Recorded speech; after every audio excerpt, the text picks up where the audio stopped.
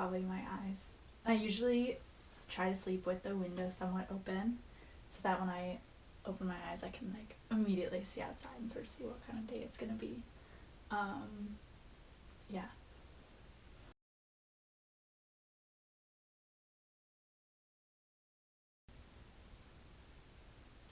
I think sometimes I really forget that I have like 4 sides or a lot of sides of feet, and I like really tend to be on my toes a lot, and then it's like really important and really grounding for me to try to sort of spread the weight all over my foot, especially like throughout my arch because I have a really high arch. So I think I forget that I sort of have like more foot space, and then that, and then with remembering that, I also sort of remember to ground myself and things like that.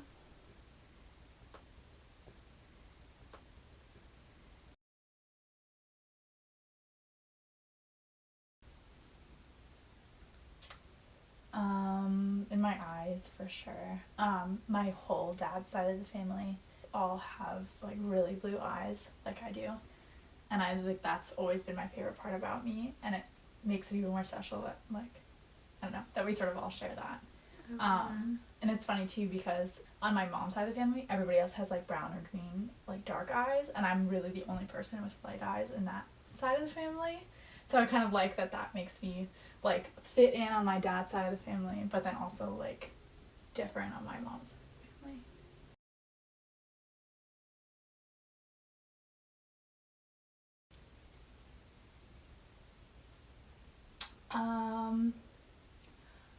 I think, yeah, I think one of the only things that I feel like I've kept doing my whole life has been like singing and playing guitar.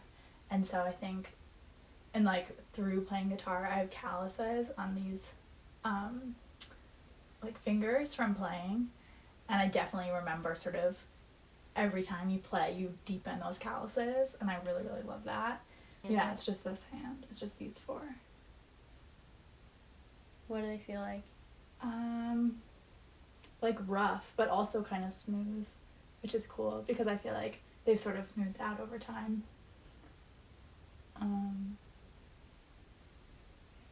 It's cool.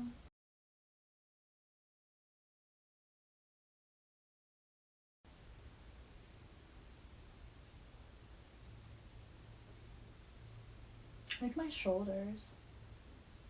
I grew up doing a lot of gymnastics.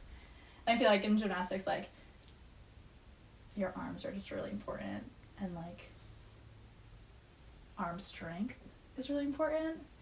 And I loved it, and I was like pretty good at it, but I ended up quitting, I think, after 6th grade because sort of it turned into like would have been my whole lifetime commitment, and I also was not really good enough to really be successful. But I really regret quitting because it was such a huge part of my life and such a good and healthy and like empowering part of being like, oh, I can't do that, there's no way, and then practicing and practicing and practicing and then being able to do it. And also I think another part of that is like before and after you do a routine in a competition, you always like do a you know what I mean, like you do the thing to the judges, and it's like, and you have to walk on really confidently, and you know what I mean, like have your shoulders back, and there's a very particular way that you have to walk on, and I feel like that too was really good like mental and emotional practice to be like, no matter what, you just gotta walk in confidently and just do your bow and then just do it, and like that being also in your shoulders of like that confidence. Yeah.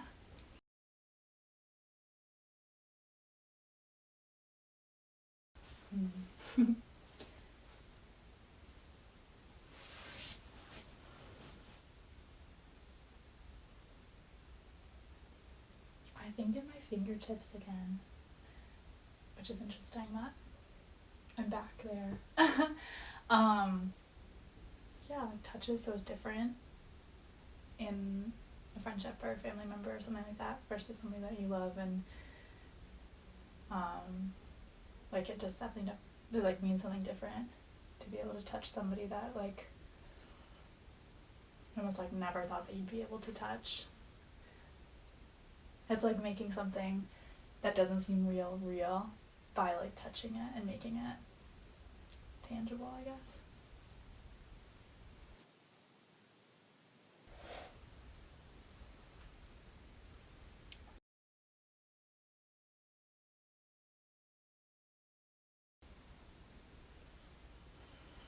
Mm.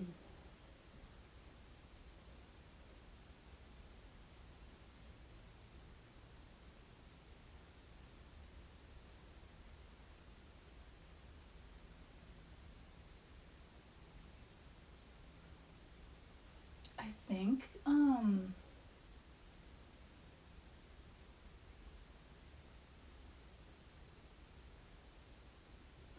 think in my lungs, because I think that breathing is the first thing to go. You know what I mean? Like, no matter what, like if I'm stressed or anxious or something, like you can so tell in your body the moment that your breathing changes. And breath has always been a really important part of my life through singing, because breath is like the foundational part of singing. And so I think I'm very conscious of that, and so I can really quickly tell when I lose that breath or like lose a deeper breath. But I think that when I am in pain, like very much after the fact, I'll realize, oh my god, I wasn't even breathing throughout all of that. And yeah, like I didn't take a deep breath that entire week or that entire month or that entire year or whatever. And yeah, I think that sort of the moment that you connect that moment is when you're able to actually breathe again and potentially sort of change that. Yeah.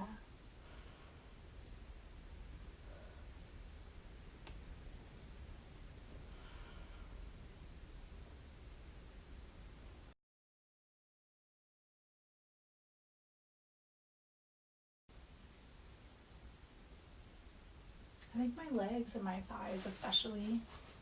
Like I like try to walk a lot, and like I love walking and hiking and things like that, and like being outdoors. And when I was at the concert, we like stood for probably like 6 or like 5 hours between like being in line and then like waiting and then like being in the show. You know what I mean? Like it's like amazing that your body is able to like stand up and like hold you up for that long. And I feel like that's a lot of because of your legs and like thighs, I think particularly.